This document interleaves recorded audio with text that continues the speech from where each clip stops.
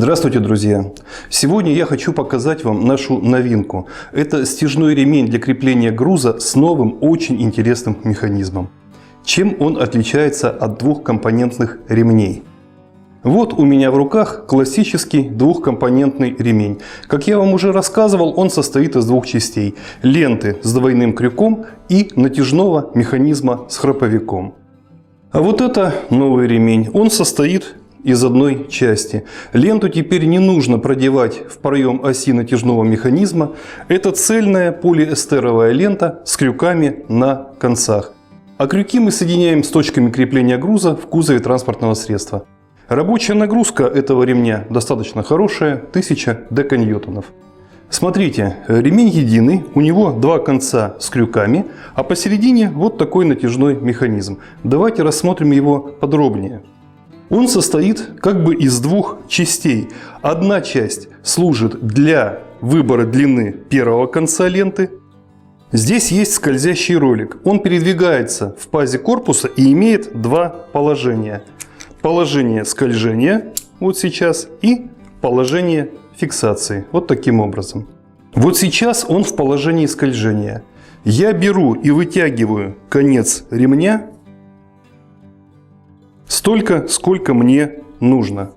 Затем передвигаю ролик в положение фиксации. Все, вот этот конец ремня зафиксирован. Для удобства ролик имеет пластиковые накладки. Благодаря скользящему ролику этот ремень в эксплуатации более прост, чем традиционный двухкомпонентный ремень. Натяжной механизм легко перемещается по всей длине ленты. А вторая часть механизма – это храповик с ручкой. Подобное мы с вами уже видели. Напомню, такой механизм позволяет выполнять прерывисто-вращательные движения только в одном направлении. И это позволяет натягивать ленту. Ручка эргономичная, очень удобная, изготовлена из резины и пластика. Длина ленты ремня может быть любой, но эти ремни задуманы для использования в автомобилях малой и средней грузоподъемности, например, в «Газели». Поэтому оптимальная длина здесь не более 6 метров. Давайте попробуем заправить этот ремень на импровизированной платформе. Здесь есть два рэм-болта, они заменят нам точки крепления груза.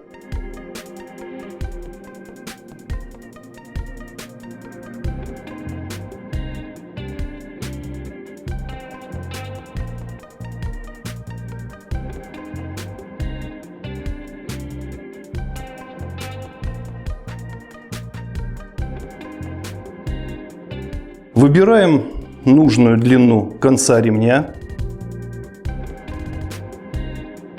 Переводим ролик в положение фиксации. Есть.